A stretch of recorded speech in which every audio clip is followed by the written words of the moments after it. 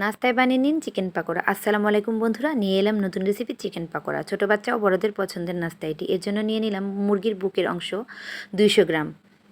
ম্যারিনেশনের জন্য দিয়ে দিচ্ছি পেঁয়াজ আর রসুন বাটা, সাথে দিয়ে দিচ্ছি আদা বাটা ও কাঁচামরিচ বাটা।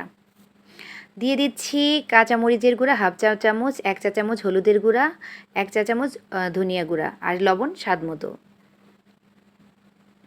দিয়ে দিচ্ছি লেবুর রস 1 চা চামচ।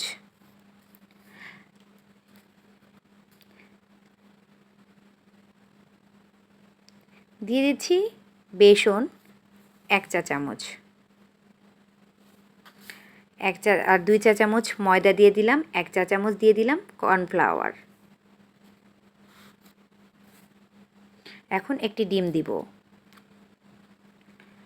সবগুলো মিশ্রণ ভালোভাবে ম্যারিনেশন করে 1 ঘন্টা ঢেকে রেখে দিব।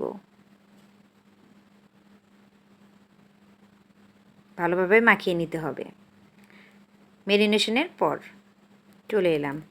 এখন এগুলো ডুবো তেলে ভেজে নিব।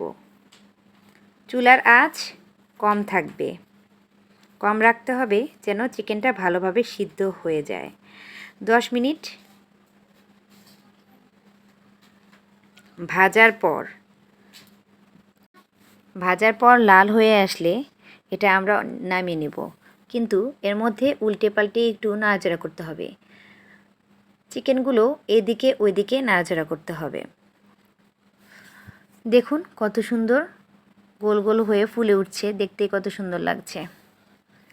তো প্রথম ব্যাচ নামানোর পরে আবার দিয়ে দিলাম দ্বিতীয় ব্যাচগুলো দিয়ে আবার একটু নাড়াচাড়া করতে হবে।